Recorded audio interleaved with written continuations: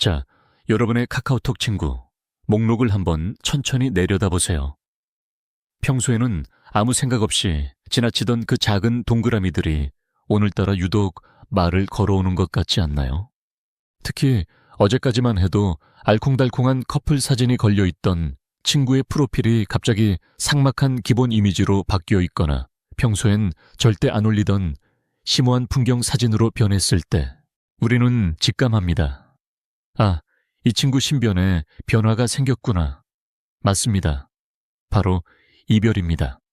우리는 이별이라는 거대한 감정의 소용돌이를 겪을 때 입으로는 아무 말도 하지 않지만 손가락으로는 끊임없이 무언가를 말하고 있습니다. 그게 바로 카톡 프로필이죠. 심리학적으로 보면 카톡 프로필은 단순한 사진첩이 아닙니다. 나의 내면 상태를 외부로 송출하는 안테나이자 전 애인이라는 특정 수신자를 향한 아주 정교한 심리전의 전초기지입니다. 오늘 이 시간에는 MBTI 성격 유형별로 이별 후 카톡 프로필이 어떻게 변하는지, 그 변화 속에 숨겨진 진짜 속마음은 무엇인지, 그리고 그들이 왜 그런 행동을 할 수밖에 없는지 뇌과학과 심리학의 렌즈로 아주 깊숙이 파헤쳐보겠습니다. 먼저 가장 흔하면서도 가장 드라마틱한 유형부터 시작해볼까요?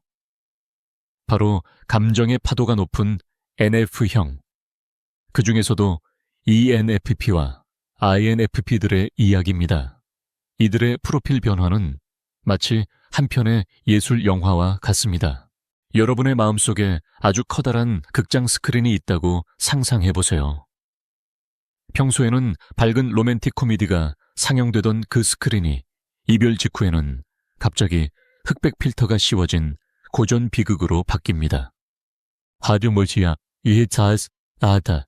이들은 왜 이별하자마자 프로필을 바꿀까요? NF형들에게 카톡 프로필은 자신의 정체성을 표현하는 성소와 같습니다. 내 마음이 무너졌는데 프로필이 멀쩡하다는 건 이들에게 있을 수 없는 일이죠. 얄끗하, 먼저 ENFP를 봅시다. 평소에 화려하고 시끌벅적하던 이들의 프로필은 이별과 동시에 적막해집니다. 모든 사진을 다 내리고 상태 메시지를 비워버립니다. 하지만 이건 나 진짜 괜찮아 라는 뜻이 아닙니다.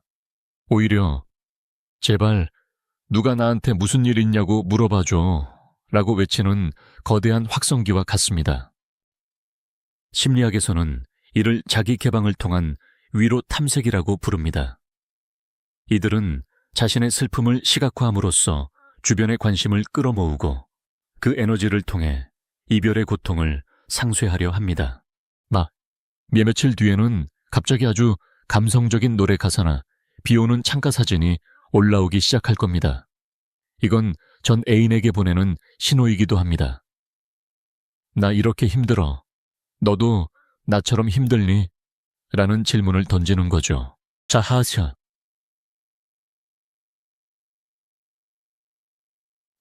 INFP는 조금 더 은유적입니다.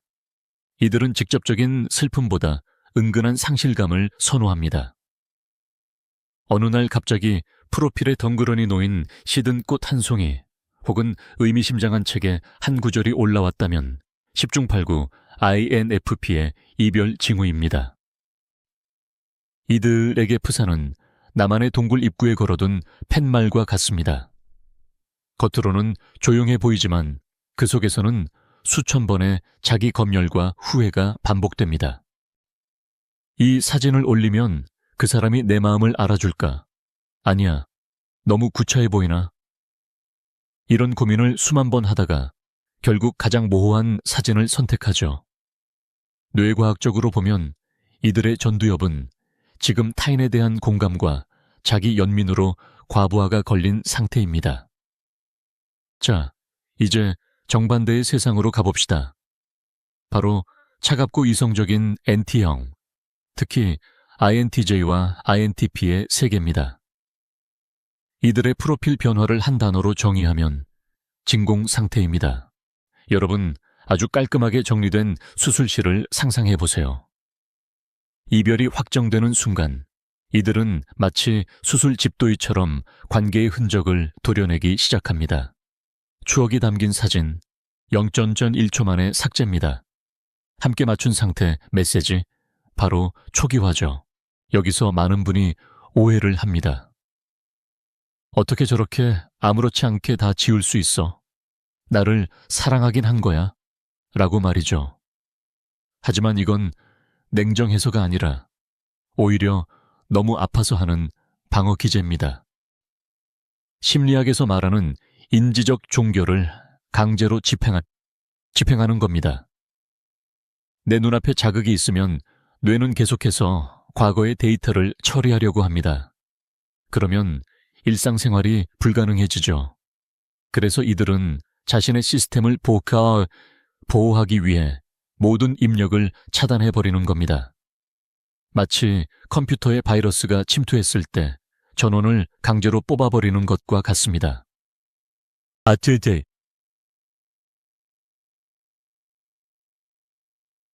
INTJ의 경우 이별 후 프로필이 오랫동안 기본 이미지로 방치되는 경우가 많습니다. 이건 상대방에게 복수하는 것도 아니고 슬퍼하는 것도 아닙니다. 그저 이별 처리 프로세스가 진행 중이라 프로필 따위에 신경 쓸 에너지가 없는 상태인 거죠. 약간은 만약 이들이 몇 주 뒤에 갑자기 아주 전문적인 자격증 사진이나 운동하는 사진을 올렸다면 그건 나는 이제 이 시스템을 복구했고 더 나은 버전으로 업데이트되었다 라는 선언과 같습니다. 스케치 사사. 여기서 잠깐. 여러분은 어떠신가요? 이별 후 가장 먼저 무엇을 지우시나요? 아니면 오히려 더 화려하게 꾸미시나요? 댓글로 여러분의 유형과 이별 후 프사 습관을 남겨주세요. 서로의 경험을 공유하는 것만으로도 큰 위로가 됩니다. 이제 가장 흥미로운 그룹, 바로 현실주의자 SJ형들을 살펴봅시다. ISTJ, ISFJ, ESTJ, ESFJ 유형들입니다. 이들의 프로필 변화는 아주 전략적이고 사회적입니다. 여러분의 마음속에 평판관리위원회가 있다고 상상해보세요. 이들은 이별의 아픔보다 남들이 나를 어떻게 볼까? 와, 내 삶의 질서가 무너진 것을 들키지 말아야지 라는 생각이 더 앞섭니다. 특히 ISFJ나 ESFJ 같은 유형은 이별 후에도 프로필을 아주 정성스럽게 관리합니다. 하지만 예전처럼 커플 사진은 아니죠. 대신 친구들과 즐겁게 파티를 즐기는 모습, 새로 산 옷을 입고 예쁜 카페에 간 모습 등을 올립니다. 심리학에서는 이를 반동 형성이라고 합니다. 속으로는 죽을 만큼 힘들지만 겉으로는 정반대의 밝은 모습을 보여줌으로써 자신의 약점을 숨기려는 심리죠. 시각적으로 비유하자면 속은 텅 빈 폐허인데 겉에만 화려한 조명을 설치한 건물과 같습니다. 사이트, 이들은 프로필을 통해 전 애인에게 일종의 복수를 합니다. 너 없어도 나는 이렇게 잘 지내고 내 주변엔 나를 사랑해주는 사람이 이렇게 많아 라는 메시지를 시각화해서 던지는 거죠. 만약 여러분의 전 애인이 SJ형인데 이별 후 갑자기 인생샷이 계속 올라온다면 그건 100% 여러분을 의식하고 있는 겁니다. 여전히 당신의 영향력 아래에 있다는 역설적인 증거이기도 하죠. 야스타. 자, 여기서 반전이 하나 더 있습니다. 바로 푸사 멀티 프로필의 심리학입니다. 요즘 카톡의 멀티 프로필 기능은 금지된 사랑과 이별의 전장에서 아주 치명적인 무기로 사용됩니다. 어떤 사람들은 전 애인에게만 보여주는 특정 프로필을 설정합니다. 그 프로필에는 두 사람만 아는 암호 같은 노래, 같이 갔던 장소의 풍경 사진을 올려두죠. 이건 심리학적으로 희망 고문이자 후버링의 일종입니다. 상대방이 먼저 연락해오기를 바라는 낚싯바늘을 던져두는 행위죠. 시각적으로 상상해보세요. 캄캄한 바다 위에 아주 작은 등대 불빛 하나가 깜빡거리고 있습니다. 배가 다가오면 반갑게 맞이할 준비가 되어 있지만 먼저 다가가지는 않는 비겁하고도 간절한 불빛입니다. 야리에, 만약 당신이 헤어진 연인의 멀티 프로필을 발견했다면 절대 먼저 들어가지 마세요. 그 등대 불빛은 당신을 안전한 항구로 안내하는 것이 아니라 다시 그 고통스러운 관계의 늪으로 빠뜨리는 유혹일 확률이 높습니다. 낫고 싶게. 이제 조금 더 깊은 곳으로 들어가 볼까요? 뇌과학적으로 이별 후 푸사를 수시로 바꾸는 행위는 보상 체계와 깊은 관련이 있습니다. 우리가 푸사를 바꾸고 누군가 무슨 일 있어? 라고 물어보거나 혹은 전 애인이 내 프로필을 봤을지도 모른다는 상상을 할 때 우리 뇌에서는 옥시토신과 도파민이 소량 분출됩니다. 하톤야, 이별로 인해 바닥난 행복 호르몬을 인위적으로 수혈받는 과정인 셈이죠. 하지만 여러분, 이건 마치 갈증이 난다고 바닷물을 마시는 것과 같습니다. 폐우사를 바꾸고 상대방의 반응을 기다리는 시간 동안 여러분의 뇌는 계속해서 과거에 머물게 됩니다. 신경가소성 이론에 따르면 우리 뇌는 자주 생각하는 방향으로 길을 만듭니다. 전 애인을 의식하며 푸사를 꾸미는 행위는 결국 이별의 고통이 지나갈 길을 차단하고 그 자리에 고통의 고속도로를 닦는 것과 같습니다. 그렇다면 진정으로 건강한 이별 후 프로필 관리는 무엇일까요? 심리학 전문가들은 디지털 디톡스와 의미 있는 공백을 권장합니다. 시각화해봅시다. 여러분의 스마트폰 화면이 아니라 여러분의 영혼을 비추는 거울을 닦는다고 생각하세요. 차라리 상대방에게 보여주기 위한 사진이 아니라 오로지 나를 기쁘게 하는 사진 한 장을 고르는 연습이 필요합니다. 만약 이별 후 마음이 너무 힘들다면 아예 프로필을 기본 이미지로 돌리고 한 달만 버텨보세요. 처음에는 내 정체성이 사라진 것 같고 상대방이 나를 잊을까봐 두렵겠지만 그 공백의 시간 동안 여러분의 뇌는 서서히 타인의 시선으로부터 독립하는 법을 배웁니다. 이것이 바로 자아 분화의 과정입니다. 상대방의 반응에 일희일비하던 내서 스스로의 가치를 정의하는 나로 성장하는 순간이죠. 알리트, 여기서 구체적인 사례를 하나 들어보겠습니다. 제 상담 사례 중 한 여성분은 이별 후 3개월 동안 매일같이 푸사를 바꾸었습니다. 자신의 슬픔, 분노, 즐거움을 온 세상에 생중계했죠. 하지만 전 애인에게선 아무런 연락이 없었습니다. 결국 그녀는 지쳐서 모든 사진을 내리고 잠적했습니다. 그런데 신기한 일이 벌어졌습니다. 그녀가 푸사 정리를 멈추고 자신의 삶에 집중하기 시작한 지 딱 2주 만에 전 애인에게서 연락이 온 겁니다. 요즘 어떻게 지내? 푸사가 맨날 바뀌더니 갑자기 아무것도 없어서 걱정돼서. 데이트. 이게 무엇을 의미할까요? 과도한 정보 노출은 상대방에게 예측 가능성을 줍니다. 아, 얘는 여전히 나 때문에 힘들구나. 나를 의식하고 있구나 라는 확신을 주는 순간 상대방은 안심하고 당신을 잊어버립니다. 하지만 공백은 궁금증을 유발합니다.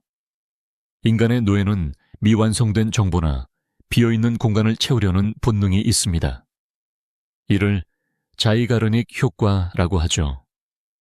당신의 프로필이 비워졌을 때 비로소 상대방의 머릿속에서 당신이라는 존재에 대한 재구성이 시작되는 겁니다. 자, 이제 정리를 해보겠습니다. MBTI 유형별로 푸사 변화 양상은 다르지만 그 근저에 흐르는 심리는 결국 하나입니다. 나를 좀 봐줘. 혹은 나를 잊지 마. 아니면 나를 제발 내버려둬. 라는 처절한 몸부림이죠. 만약 여러분이 지금 헤어진 연인의 푸사를 염탐하며 그 속에 숨겨진 의미를 찾으려 애쓰고 있다면 이 말을 꼭 해드리고 싶습니다. 상대방의 프사는 그 사람의 진짜 상태가 아니라 그 사람이 보여주고 싶은 연출된 상태일 뿐입니다. 찰리의 그 픽셀 조각들에 여러분의 소중한 에너지를 낭비하지 마세요. 대신 오늘은 여러분의 얼굴을 거울로 가만히 들여다보세요.